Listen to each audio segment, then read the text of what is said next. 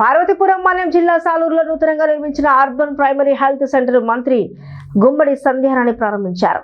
మన్యం ప్రజల కోసం ఒకే ప్రాంగణంలో గర్భిణీ వసతి గృహం, పట్టణ ప్రాథమిక ఆరోగ్య కేంద్రం ఉండటం సాలూరుకు గర్వకారణమని మంత్రి పేర్కొన్నారు.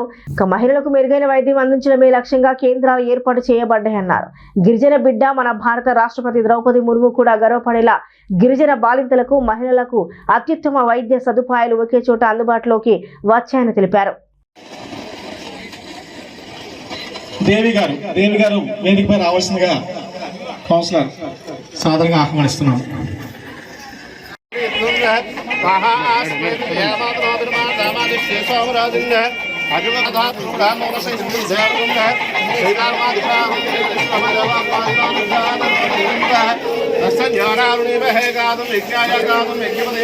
డిపిఎంఓ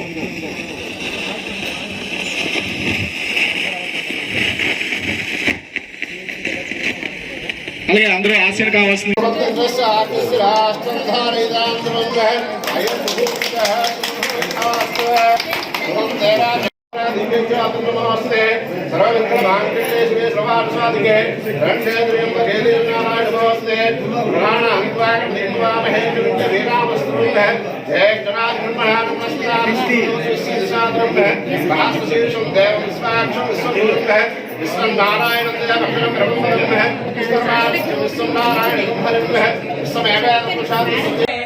ఈ అర్బన్ హెల్త్ సెంటర్ మన వెంటాడ వీధిలో మన రామ్ మందిర్ ముందు ఒక చిన్న గదిలో ఓపెన్ చేసినప్పుడు కూడా ఎమ్మెల్సీగా నేనే వచ్చి ఓపెన్ చేశాను.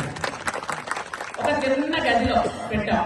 ఆ రోజు చౌటరీ ముందు పెట్టి ఇది ఎలాగైనా కొంచెం నెమ్మదిగా అయితే గర్భిణీ స్త్రీలకు చాలా ఉపయోగంగా ఉంటుంది.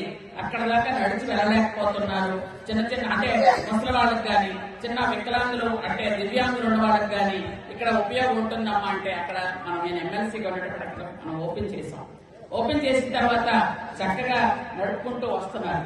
అయితే మన ప్రభుత్వం వచ్చాక, కూటమి ప్రభుత్వం వచ్చిన తర్వాత హాస్పిటల్ కట్టాలి, చక్కగా చేయాలి అని అంటే ఈ వైటీసీ బిల్డింగ్ కూడా చంద్రబాబు నాయుడు గారు హయాంలో ఉండేటప్పుడే, చంద్రబాబు నాయుడు గారు 3వసారి ముఖ్యమంత్రి అయ్యేటప్పుడు వైటీసీ బిల్డింగ్ కట్టాం. ఎందుకనంటే యూత్ అందరికీ కూడా ఇక్కడ ట్రైనింగ్ ఇవ్వాలి అనే ఉద్దేశంతో.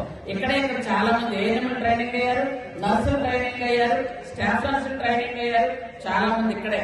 ఎందుకంటే గిరిజన గర్భిణీ వసతి గృహం ఇక్కడే ఉంది కాబట్టి ఇప్పుడు వాళ్ళకి హాస్పిటల్ దూరం కాదు, అక్కడిక్కడికే వచ్చేయచ్చు. వెంటనే వాళ్ళకి ఇక్కడికి ఏంటంటే గవర్నర్ గారిని కూడా తీసుకొచ్చి ఈ వైటీసీ బిల్డింగ్ ఇది అని చూపించినటువంటి ఘనత మన సాలూరుకే దక్కుతుంది. అయితే ఈ రోజు కూడా మనం దాదాపు ₹1 కోటి మనం ఇది ఏర్పాటు చేసుకోవడం, అది ఎంత చక్కగా ఉందో మీరు చూశారు. దాదాపు అంటే ఇప్పుడు 6 బెడ్స్ వేసిన 12 బెడ్లు చక్కగా పడుతుంది.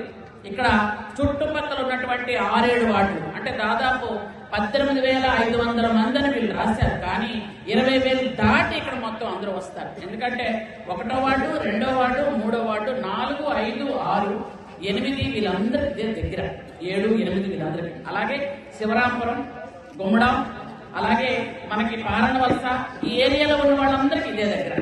చక్కగా వీళ్ళందరూ రావచ్చు, చూపించుకోవచ్చు, వెళ్ళొచ్చు. అందరికంటే ముఖ్యంగా గర్భిణీల కోసమే.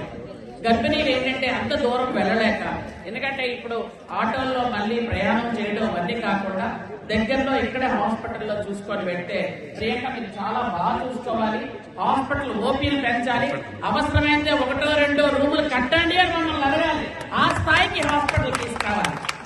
అమ్మా సరిపోవట్లేదు, ఓపీకి ఎన్ని రూములు ఉన్నా సరిపోవట్లేదు, మాకు హాస్పిటల్కి మాకు రూములు కావాలని అడగమ్మా, గర్భిణీలు కూర్చోబెట్టండి, మాకు కావాలి అని అడిగే స్థాయికి హాస్పిటల్ తీసుకురావాలి. ఎందుకంటే బ్లడ్ టెస్ట్ చేయగలుగుతున్నారు, అన్ని యూరిన్ టెస్టులు కానీ, స్కాన్లు కానీ అన్ని మనం చేయగలుగుతాం కాబట్టి. ఎందుకంటే మనకు అక్కడ ఆల్రెడీ 30 పడకల హాస్పిటల్ ఉంది. హాస్పిటల్ పక్కనే 100 పడకల హాస్పిటల్